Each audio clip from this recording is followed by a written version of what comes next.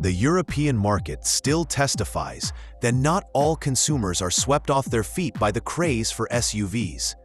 Estates and hatchbacks also continue to retain their hot following, especially in markets where practicality, efficiency, and small sizes are still in huge demand.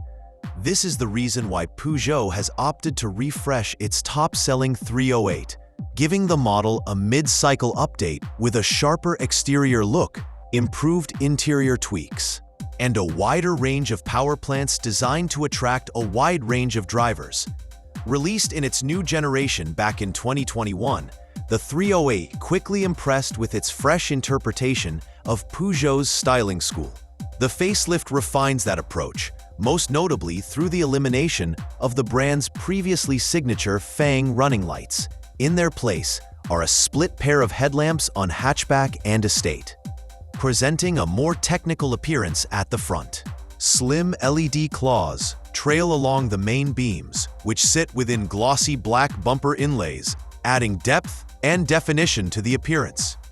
Rather than embracing the growing trend of having a full-width LED bar, Peugeot designers opted for a series of glowing strands over the body-colored grille, a detail that marks width without excess.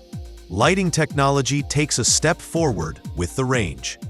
Base Allure trim levels receive full LED headlights, and higher GT and GT Premium grades choose matrix LED units with sequential turn signals.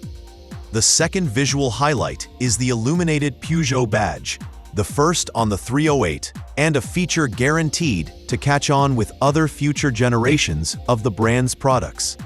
When it comes to the under-the-skin stuff, function and fashion converge. The re-engineered bumper intakes are not purely a stylistic gimmick, but are also aerodynamic elements, channeling air to the wheel arches to further improve airflow management. The sides retain the same profile, but with better detailing, it gets a new look. Buyers can also choose from newly redesigned 17 and 18-inch alloy wheels, while the hatch gets a Lagoa blue hue and the estate gets an Ungaro blue option. Less dramatic styling updates take place at the rear, though removing chrome bumper trim helps to tidy things up.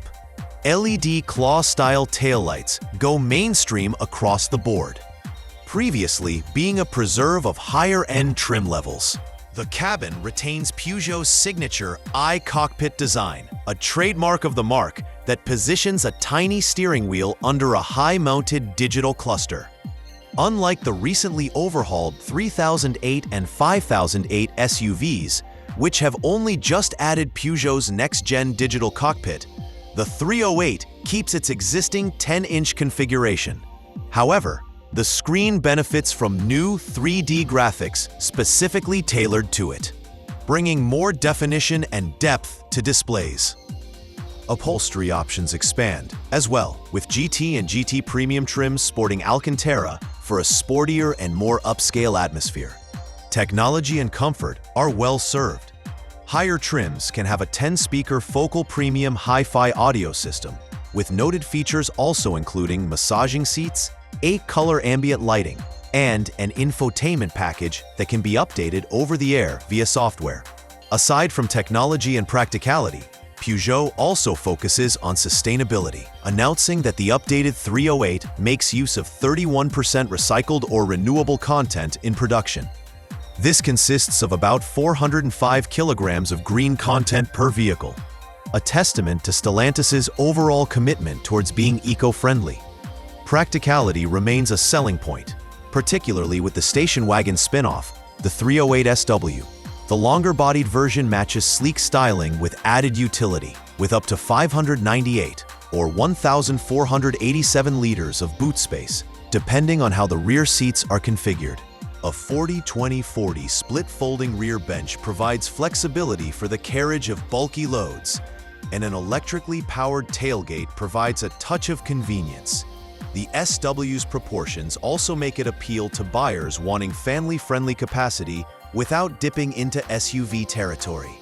Here, the EMP2 platform remains the underpinning of the model. The same setup is found in vehicles such as the Opel Astra, Astra Sports Tourer, and the reworked DS4.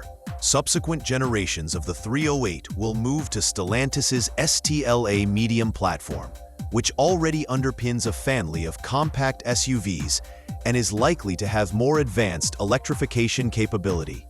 Powertrain variety is where the 308 really excels, presenting a range of choices seldom equaled in the Super Mini class.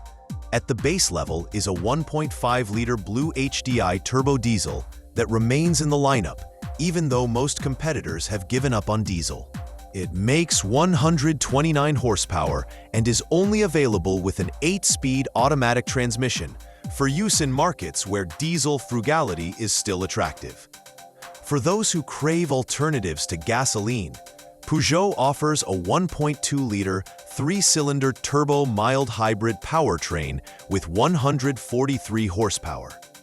The powertrain pairs an electric motor with a 6-speed dual-clutch transmission, and the vehicle can be in pure electric for up to half of urban driving conditions. It's a stepping stone toward electrification without plug-in charging. More advanced electrified choices arrive in the form of the 308 plug-in hybrid. This arrangement pairs a 1.6-liter turbocharged engine with a single electric motor for a combined 192 horsepower.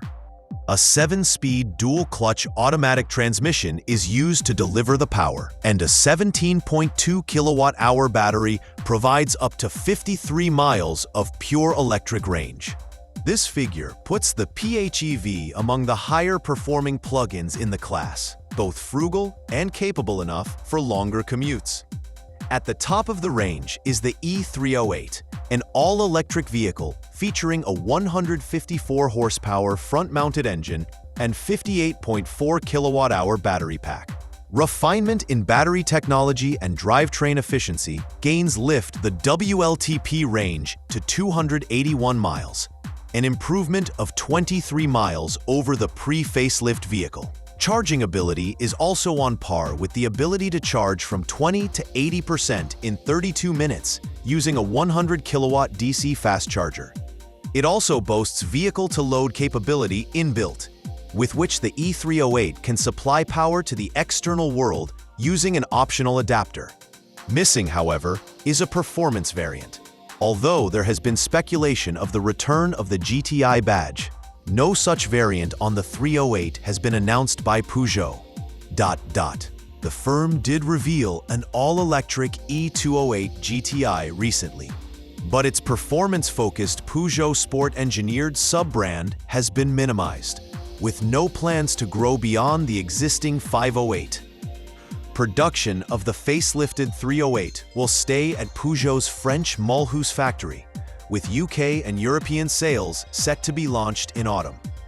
Pricing has yet to be confirmed, but the competitive sector range should give some indication where it will sit. Competition takes the form of the Volkswagen Golf, Opel Astra, Toyota Corolla, and Honda Civic in the mass-market compact hatchback, but more upmarket choices such as the Audi A3, BMW 1 Series, Mercedes A-Class, and DS4 for those seeking a little more luxury. The Ford Focus's demise, a one-time mainstay of the segment, only makes cars like the 308 all the more important to the diversity of European buyers. In effect, the facelifted Peugeot 308 demonstrates that the hatchback and estate body forms are just as relevant in today's market. With the latest styling, improved technology, ecologically sound construction, and one of the most diverse powertrain ranges within its segment, the restyled version confirms that Peugeot is a strong contender in a highly competitive segment.